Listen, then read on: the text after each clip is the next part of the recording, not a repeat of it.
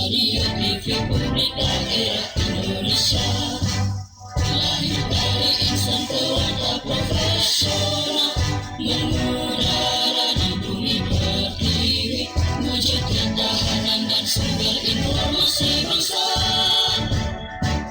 Bersama digerakkan persatuan bangsa Indonesia, bukan semangat kebersamaan balik, bangun daerah kuat Indonesia tangguh, teguhkan komitmen jati diri bangsa. Bersama ID, bersama ID, mencerdaskan kehidupan bangsa. Bersama ID, bersama ID, bangun daerah kuat Indonesia tangguh. Korbankan semangat persatuan dan kesatuan untuk daerah majuan Indonesia jaya. Singkirkan perbedaan, jauhkan pertikaian. Bersama ID pilar budaya bangsa. Bersama ID pilar budaya bangsa. Bersama ID pilar budaya bangsa.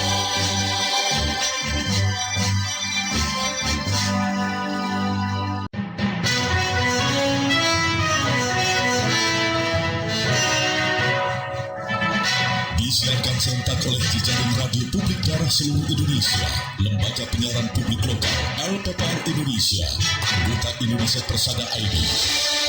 Berita Indonesia Live merangkum berita-berita teraktual dari berbagai daerah di tanah air, ekonomi, politik, pemerintahan, sosial, pariwisata, dan budaya. Bisa Anda simak setiap Senin hingga Jumat jam 9 pagi dan jam 2 sore waktu Indonesia Barat, jam 10 pagi dan jam 5 sore waktu Indonesia Tengah, jam 11 siang dan jam 6 sore waktu Indonesia Timur. Persembahan Persatuan Radio TV Publik Daerah seluruh Indonesia, Indonesia Persada ID, untuk menyiarkan baik. Assalamualaikum warahmatullahi wabarakatuh. Salam jumpa pendengar LPPL Indonesia. Selamat datang di Berita Indonesia Live, program berita harian yang menyajikan informasi secara lugas, inspiratif, variatif, edukatif. Bersama saya Hici Ramina Fitrianti dari LPPL Radio Sasaraina Kepulauan Mentawai, Sumatera Barat sebagai radio host.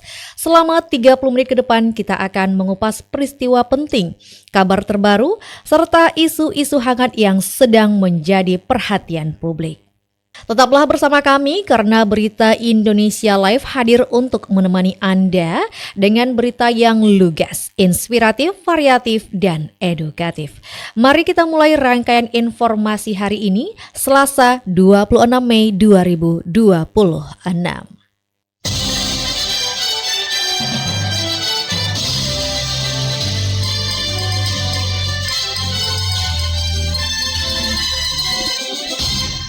Pendengar LPPL Indonesia, informasi selengkapnya bersama rekan Norma Rizka dari Tuntung Pandang FM Kabupaten Tanah Laut, Kalimantan Selatan. Selamat siang para pendengar LPPL seluruh Indonesia.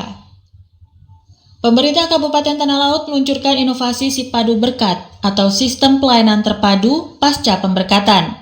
Hal ini sebagai upaya mempermudah pelayanan administrasi kependudukan bagi masyarakat non-muslim pasca pemberkatan perkawinan. Inovasi berbasis digital hasil kolaborasi Dinas Kependudukan dan Pencatatan Sipil atau Disdukcapil Kabupaten Tanah Laut bersama gereja-gereja di wilayah Kabupaten Tanah Laut tersebut dilaksanakan di Gereja Efrata, Desa Sumber Mulia, Kecamatan Plehari pada Sabtu 23 Mei 2025. Kegiatan tersebut dihadiri Sekretaris Daerah Kabupaten Tanah Laut Ismail Fahmi, jajaran Kepala SKPD di lingkup pemerintah Kabupaten Tanah Laut, tokoh agama, serta tamu undangan lainnya. Melalui aplikasi Sipadu Berkat, data mempelai yang telah melaksanakan pemberkatan perkawinan dapat langsung diinput dan diproses secara elektronik oleh Disdukcapil Kabupaten Tanah Laut, sehingga dokumen kependudukan hasil perubahan dapat diterbitkan dan diserahkan pada hari yang sama. Bupati Tanah Laut Haji Rahmat Rianto dalam sambutannya menyampaikan bahwa inovasi tersebut bertujuan mempercepat sekaligus mempermudah masyarakat dalam memperoleh dokumen administrasi kependudukan tanpa harus kembali datang ke kantor Disdukcapil Kabupaten Tanah Laut maupun melakukan proses tambahan ke pengadilan. Ia menyebutkan setelah selesai pemberkatan langsung akan keluar hasilnya, sehingga tidak perlu memakan waktu yang lama dan masyarakat tidak perlu kembali datang ke Disdukcapil maupun mengurus perubahan data ke pengadilan.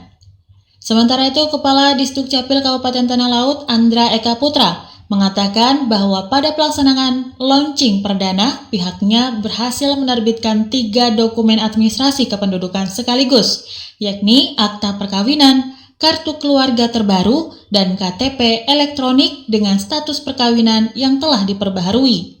LPPL Radio Tuntung Marang FM, Kalimantan Selatan, reporter Norma Rizka melaporkan untuk Berita Indonesia Live. Tahun pelajaran baru 2026-2027, pemerintah Kota Sawah Lunto berikan seragam sekolah gratis. Informasi ini selengkapnya akan dihantarkan rekan Yuni Oktrianti dari Sawah Lunto FM Kota Sawah Lunto, Sumatera Barat. LPPL Indonesia, pemerintah Kota Sawah Lunto di tahun pelajaran baru 2026-2027 ini akan memberikan bantuan seragam gratis. Bantuan seragam gratis tersebut diberikan untuk anak-anak yang akan melanjutkan pendidikan ke tingkat sekolah dasar dan tingkat sekolah menengah di Kota Sawah Lunto. Hal ini disampaikan Wali Kota Sawah Lunto, Rianda Putra.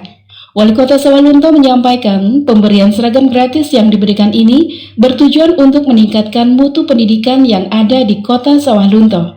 Program ini diperuntukkan untuk masyarakat yang terdaftar dalam Desil 1-5 yang terdaftar dalam DTSEM Kementerian Sosial.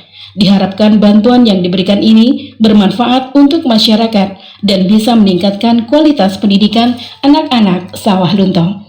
Demikian laporan Yuni Oktrianti, LPPL Sawah Lunto FM Kota Sawah Lunto, Sumatera Barat, melaporkan untuk Berita Indonesia Live.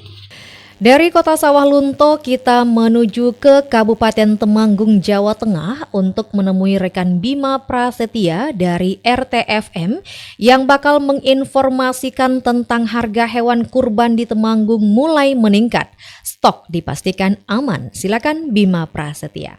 Baik pendengar Berita Indonesia Live, harga hewan kurban di Temanggung mulai meningkat, stok dipastikan aman. Pemerintah Kabupaten Temanggung melalui Dinas Ketahanan Pangan, Pertanian dan Perikanan atau DKP 3 memastikan ketersediaan hewan kurban menjelang Hari Raya Idul Adha 1447 Hijriah dalam kondisi aman dan mencukupi kebutuhan masyarakat. Kepala DKP 3 Kabupaten Temanggung Joko Budi Nuryanto menyampaikan bahwa harga hewan kurban tahun ini mengalami kenaikan dibandingkan tahun sebelumnya, terutama pada komoditas sapi.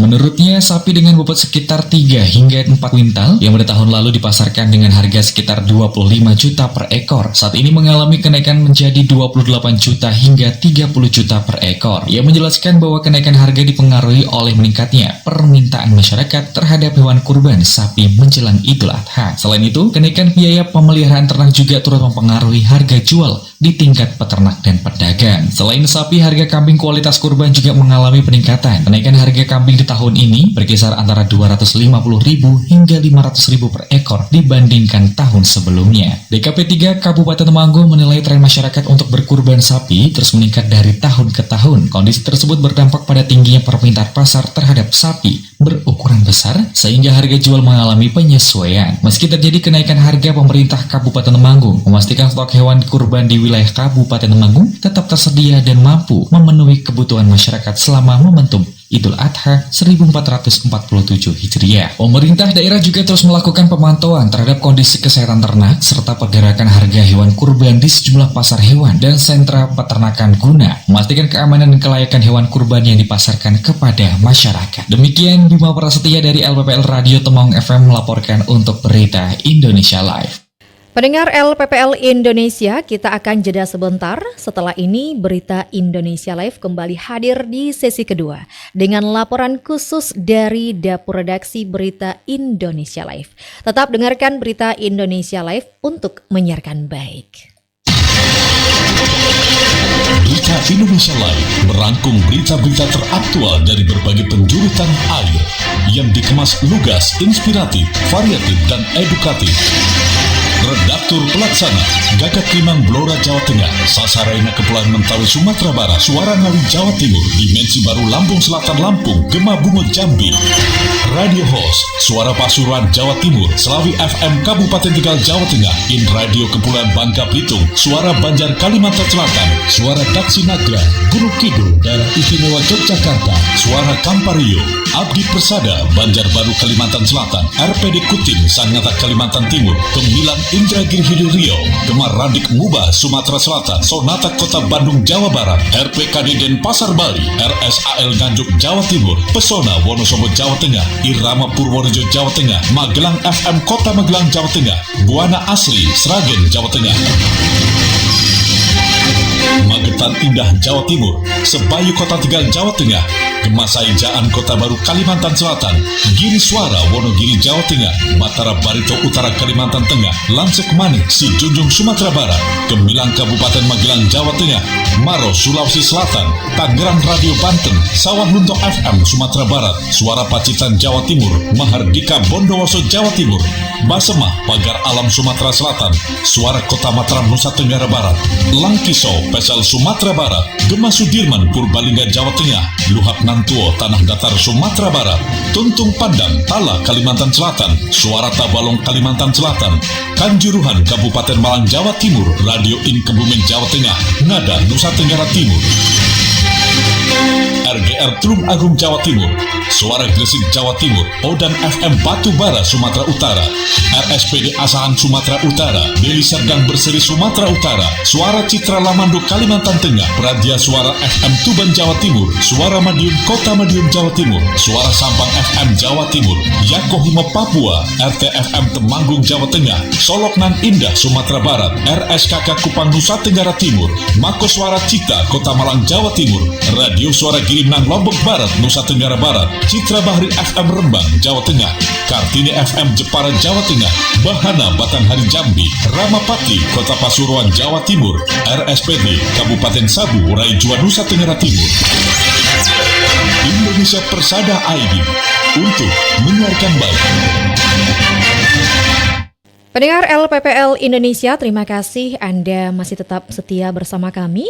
Mari kita lanjutkan rangkaian informasi berita Indonesia Live hari ini dengan terlebih dahulu menyimak laporan khusus dari Dapur Redaksi Berita Indonesia Live yang akan dihantarkan Redaktur Aan Kasianto. Pendengar LPPL Indonesia, Presiden Prabowo Subianto saat memberikan taklimat kepada 1.000 siswa perwira TNI dan Polri di Sekolah Staf dan Komando TNI Angkatan Darat Seskuat Bandung, Jawa Barat, menekankan bahwa pentingnya adaptasi prajurit TNI dalam menghadapi dinamika geopolitik global. Menurutnya, Presiden Prabowo ini menitikberatkan pada kesiapan perwira TNI dalam merespon perubahan lingkungan strategis global yang berlangsung cepat dan kompleks. Dikatakan juga bahwa kemampuan beradaptasi untuk menjadi bekal utama bagi para perwira dalam menjawab tantangan pertahanan negara di tengah perubahan geopolitik yang terus berkembang. Sementara itu, Amarullah mengatakan bahwa Presiden juga menekankan perlunya menyesuaikan doktrin TNI agar tetap relevan dengan perkembangan zaman dan kebutuhan strategis masa depan. Taklimat Presiden di Seskuat itu memberikan pelajaran penting bagi para perwira siswa dalam mempersiapkan diri untuk menghadapi tantangan pertahanan nasional yang semakin dinamis. Pada kesempatan tersebut juga disampaikan harapan agar Presiden Prabowo senantiasa diberikan kesehatan dan kekuatan dalam mewujudkan cita-citanya bagi bangsa Indonesia. Ia menegaskan dukungan penuh para prajurit TNI terhadap visi yang disampaikan Presiden serta komitmen generasi perwira muda untuk menjawab tantangan yang telah diberikan. Laporan khusus redaksi yang kesehatan untuk Berita Indonesia Live. Demikian laporan khusus yang baru saja dihantarkan redaktur Aan Kasianto. Kini kita beralih ke informasi lainnya yang akan disampaikan langsung oleh rekan Nia dari RPKB FM Kabupaten Bangli, Provinsi Bali, yang akan mengabarkan tentang Ketua TP Posyandu tinjau langsung Posyandu 6 SPM serentak di Desa Bunutin. LPPL se-Indonesia, pemerintah Kabupaten Bangli terus berkomitmen meningkatkan kualitas pelayanan kesehatan masyarakat melalui penguatan peran Posyandu. Hal ini dibuktikan dengan kehadiran langsung Ketua Tim Pembina TP Posyandu Kabupaten Bangli, Nyonya Saryasi Sedenarta, dalam memantau pelaksanaan Posyandu 6 Pilar Pelayanan Minimal SPM secara serentak. Kegiatan kunjungan kerja ini dipusatkan di Balai Banjar Selati, Desa Bunutin, Kecamatan Bangli, dimulai sejak pukul 7.30 WITA hingga selesai. Kehadiran Nyonya Saryasi Sedenarta disambut antusias oleh para kader Posyandu dan warga setempat yang mengantarkan balita serta lansia. Dalam kunjungannya, Nyonya Saryasi Sedenarta memantau langsung jalannya pelayanan kesehatan yang mencakup 6 pilar SPM. Beliau juga memberikan arahan dan motivasi kepada para kader agar tetap semangat dalam memberikan pelayanan prima kepada masyarakat. Posyandu 6 SPM serentak ini merupakan langkah strategis untuk memastikan seluruh lapisan masyarakat Kabupaten Bangli, mulai dari ibu hamil, bayi, balita, remaja hingga lansia, mendapatkan hak pelayanan kesehatan dasarnya secara merata dan berkualitas, ujar Nyonya Saryasi Sedenarta. Kegiatan Posyandu serentak ini diharapkan dapat menekan angka stunting, meningkatkan capaian imunisasi, serta mengoptimalkan pemantauan kesehatan masyarakat secara berkala di tingkat desa. Hadir dalam kegiatan tersebut jajaran tim pembina Posyandu Kabupaten Bangli, Camat Bangli, perangkat Desa Bunutin, petugas kesehatan dan puskesmas setempat, serta puluhan warga Banjar Selati yang memanfaatkan layanan kesehatan gratis tersebut. Demikian saya Nia dari Bangli, Bali melaporkan untuk Berita Indonesia Live. Pendengar LPPL Indonesia, pertumbuhan ekonomi dan swasembada pangan Jawa Tengah memuaskan. Tuai berbagai pujian. Informasi ini selengkapnya akan disampaikan Sita dari Jawa Tengah Radio Provinsi Jawa Tengah. Baik, terima kasih pendengar LPPL seluruh Indonesia. Capaian pertumbuhan ekonomi dan kinerja program swasembada pangan di Jawa Tengah tahun 2026 dinilai memuaskan. Dan capaian ini menuai pujian berbagai pihak. Hal ini mengemuka dalam acara Konferensi Nasional Pengembangan Ekonomi Daerah dengan tema Akselerasi Pertumbuhan Ekonomi Daerah melalui Sinergi Kebijakan Lintas Sektor. Dalam kesempatan itu, Gubernur Jawa Tengah Ahmad Lutfi mengatakan untuk mencapai swasembada pangan 2026, pihaknya melakukan berbagai upaya untuk menggenjot produktivitas. Sebab pada tahun 2026, musim kemarau diprediksi lebih panjang dibanding tahun 2025. Dan untuk mengatasinya, OPD terkait sudah diinstruksikan untuk menjamin ketersediaan air. Langkah berikutnya menyiapkan petani milenial dengan cara melatih petani muda melalui program Kecamatan Berdaya. Langkah ini dilakukan dengan berkolaborasi bersama Kementerian Pertanian. Selain itu, pemerintah Provinsi Jawa Tengah juga mengangkat UMKM agar naik kelas melalui pelatihan, permodalan hingga pendampingan penjualan produk. Keberhasilan program swasembada pangan secara tidak langsung turut mendongkrak pertumbuhan ekonomi daerah yang berkontribusi pula pada pertumbuhan ekonomi di level nasional. Demikian yang bisa saya laporkan dari studio Jateng Radio untuk Berita Indonesia Live. Baik. Puluhan pelajar dari berbagai sekolah di Wonosobo antusias mengikuti film Lap Layar Seasri. Informasi ini selengkapnya bersama Pelangi dari LPPL Radio Pesona Kabupaten Wonosobo, Jawa Tengah. Pelangi, silakan laporannya. Baik pendengar LPPL di seluruh Indonesia, puluhan pelajar dari berbagai sekolah di Wonosobo antusias mengikuti workshop produksi film bertajuk Film Lab Layar Seasri. Ajang ini diharapkan bisa menumbuhkan ekosistem perfilman pelajar di Wonosobo. Festival Director Film Lab Layar Seasri Muhammad Alfi menjelaskan, program tersebut merupakan inisiasi dari sekitar Kita Kreativa untuk membangun ekosistem film di Wonosobo. Kegiatan itu difokuskan pada edukasi pada pelajar untuk bisa melahirkan embrio film dengan didampingi para mentor. Alfi menambahkan peserta merupakan 40 pelajar dari SMK Negeri 1 Wonosobo, MAN 1 Wonosobo, MAN 2 Wonosobo, SMA Takasus Al-Quran, dan SLB Dena Upakara. Pada hari pertama dan kedua pelaksanaan, peserta mendapat berbagai materi tentang produksi film, seperti proses dari pra hingga pasca produksi, cara mengulik ide, penulisan naskah skenario, hingga pembuatan shortlist. Hari ketiga, para peserta melakukan proses produksi film dan hari terakhir editing serta screening film hingga evaluasi.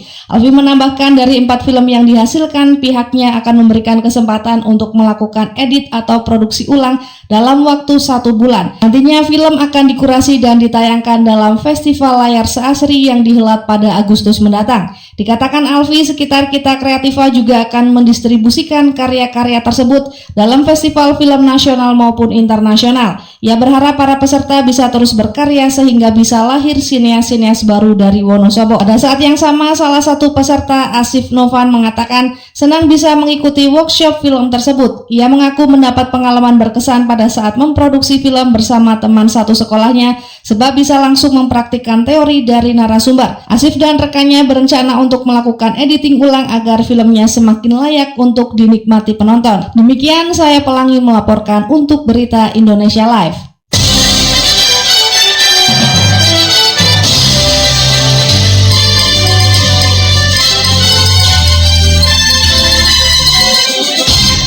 Pendengar LPPL Indonesia, tibalah kita di sesi ketiga atau bagian akhir Berita Indonesia Live hari ini. Di sesi ketiga kita awali dengan menyimak laporan rekan Abi Hasan dari LPPL Radio Suara Daksinarga Kabupaten Gunung Kidul, Daerah Istimewa Yogyakarta, yang akan mengabarkan tentang Pemkab Gunung Kidul distribusikan hewan kurban 2026 dengan menyasar wilayah terluar. Abi Hasan, silakan laporannya. Pendengar LPPL seluruh Indonesia, pemerintah Kabupaten Gunung Kidul secara resmi menyerahkan bantuan hewan kurban tahun 2026 dalam kegiatan yang berlangsung di depan kantor Sekretariat Daerah Gunung Kidul pada Senin kemarin 25 Mei 2026. Penyaluran bantuan ini tidak hanya sebagai bentuk ibadah, tetapi juga menjadi sarana edukasi masyarakat, penguatan ekonomi peternak lokal, serta mendukung upaya penanggulangan kemiskinan dan penurunan angka stunting melalui pemenuhan protein hewani. PLT Asisten Pemerintahan dan Kesejahteraan Rakyat Gunung Kidul M. Johan Wijayanto melaporkan, total bantuan yang disalurkan terdiri dari 7 ekor sapi dan 44 ekor kambing yang berasal dari berbagai pihak, di antaranya APBD Kabupaten Gunung Kidul, Bank BPD DIY Wonosari, PT BPR Bank Daerah Gunung Kidul, PDAM Tirta Handayani, RSUD Wonosari, dan Basnas Kabupaten Gunung Kidul. Sementara itu, Bupati Gunung Kidul Endah Subekti Gunariningsih SEMP menyampaikan distribusi bantuan tahun ini diprioritaskan untuk wilayah terluar dan daerah dengan tingkat partisipasi kurban yang masih rendah agar bantuan dapat merata dan menumbuhkan semangat berbagi di masyarakat. Untuk menjamin kualitas hewan kurban, pemerintah Kabupaten Gunung Kidul menggandeng sekitar 60 mahasiswa kedokteran hewan Universitas Gadjah Mada dalam pengawasan kesehatan serta pelatihan penyembelihan halal.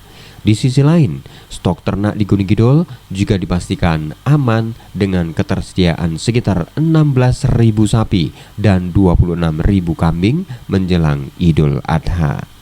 Demikian Abi Hasan, Radio Suara Daksinarga Gunung Kidul DIY melaporkan untuk Berita Indonesia Live. Tidar Borobudur 10 kas sukses, Kota Magelang siap kembangkan potensi sport tourism. Informasi ini segera dihantarkan reporter Salsa dari Magelang FM, Kota Magelang, Jawa Tengah. Pendengar LPPL Indonesia, Kota Magelang sukses menyulap akhir pekan menjadi pesta olahraga yang meriah. Sedikitnya 8.000 pelari memadati alun-alun Kota Magelang dalam gelaran Tidar Borobudur 10K yang berlangsung sukses pada Minggu 24 Mei kemarin. Para peserta yang datang dari kalangan atlet hingga masyarakat umum tampak antusias menaklukkan rute jalan protokol dalam 3 kategori, yakni 10 km, 5 km, dan 3 km. Ajang ini bukan sekadar lomba lari biasa, melainkan strategi kreatif pemerintah Kota Magelang untuk menggenjot pendapatan asli daerah lewat sektor sport tourism. Apresiasi tinggi pun juga datang dari Wakil Menteri Dalam Negeri Bima Arya Sugiarto yang ikut langsung menjadi peserta. Menurut Bima, acara ini tertata sangat apik, berudara sejuk dan juga jalurnya steril. Beliau bahkan mengusulkan agar tahun depan ditambah kategori half marathon demi mendongkrak potensi wisata yang lebih besar. Menanggapi hal tersebut, Wali Kota Magelang Damar Prastiono menyambut baik usulan tersebut dan menegaskan bahwa Tidar Borobudur 10K akan dijadikan agenda rutin tahunan. Pemerintah kota juga tengah menimbang serius penambahan kategori half marathon untuk menjaring minat pelari internasional di masa depan. Kemeriahan acara kemarin ditutup dengan pembagian berbagai hadiah menarik bagi para peserta, mulai dari sepeda listrik hingga hadiah utama berupa 1 unit mobil. Demikian, saya Salsa dari LPPL Magelang FM Kota Magelang, Jawa Tengah untuk Berita Indonesia Live. Informasi terakhir akan kita simak dari rekan Yayu Bahar, reporter Batara FM Kabupaten Barito Utara, Kalimantan Tengah, yang akan mengabarkan Bupati Barito Utara tekankan akurasi dan integritas data sensus ekonomi 2026. Hal itu diucapkan saat memimpin apel siaga sensus ekonomi 2026. Baik, selamat siang pendengar LPPL Indonesia. Pendengar, Bupati Barito Utara Haji Salahuddin STMT memimpin apel siaga sensus ekonomi 2026 pada Senin 25 Mei 2026. Dalam sambutannya, Salahuddin menekankan pentingnya akurasi data sebagai dasar perencanaan pembangunan daerah yang efektif dan tepat sasaran. Bupati Barito Utara Salahuddin STMT juga berharap melalui sensus ekonomi dapat memperoleh gambaran komprehensif mengenai potensi ekonomi daerah, struktur usaha masyarakat, perkembangan UMKM, tingkat produktivitas sektor ekonomi, penyerapan tenaga kerja hingga berbagai tantangan yang dihadapi para pelaku usaha di lapangan. Pendengar, Haji Salahuddin juga menegaskan bahwa petugas sensus memiliki peran strategis dalam menentukan keberhasilan pendataan.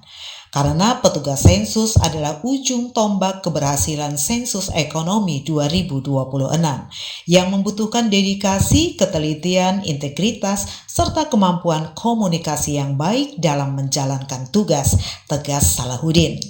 Sebagai bentuk dukungan terhadap pelaksanaan sensus, Bupati Barito Utara juga menginstruksikan seluruh organisasi perangkat daerah, mulai dari tingkat kecamatan, kelurahan, hingga desa untuk berperan aktif melalui kolaborasi dan koordinasi serta sosialisasi secara masif kepada masyarakat yang akan menjadi kunci dalam menghasilkan data yang akurat dan berkualitas. Demikian pendengar LPPL Indonesia dari Barito Utara, Kalimantan Tengah, Yayu Bahar, Batara FM melaporkan untuk Berita Indonesia Live. Pendengar LPPL Indonesia, laporan rekan Yayu Bahar dari Batara FM tadi merupakan berita terakhir dari rangkaian informasi yang telah kami hadirkan hari ini dalam Berita Indonesia Live. Terima kasih atas kebersamaan Anda. Semoga berita yang kami sajikan menambah wawasan dan bermanfaat bagi kehidupan sehari-hari. Saya Hijram Fitrianti dari LPPL Radio Sasarina Kepulauan Mentawai, Sumatera Barat bersama seluruh tim redaksi Berita Indonesia Live pamit undur diri. Sampai jumpa pada edisi berikutnya. Tetap sehat dan terus ikuti kabar terbaru hanya di Berita Indonesia Live. Wassalamualaikum warahmatullahi wabarakatuh.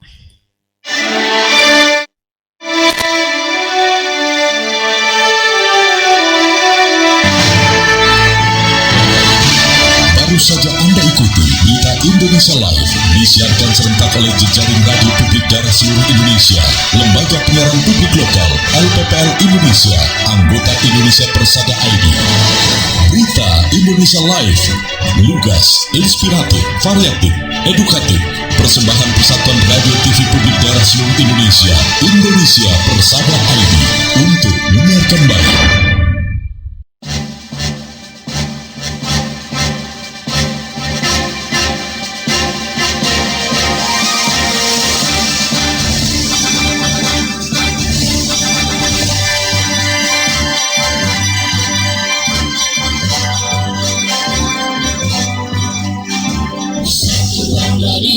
TV Publik Daerah Indonesia.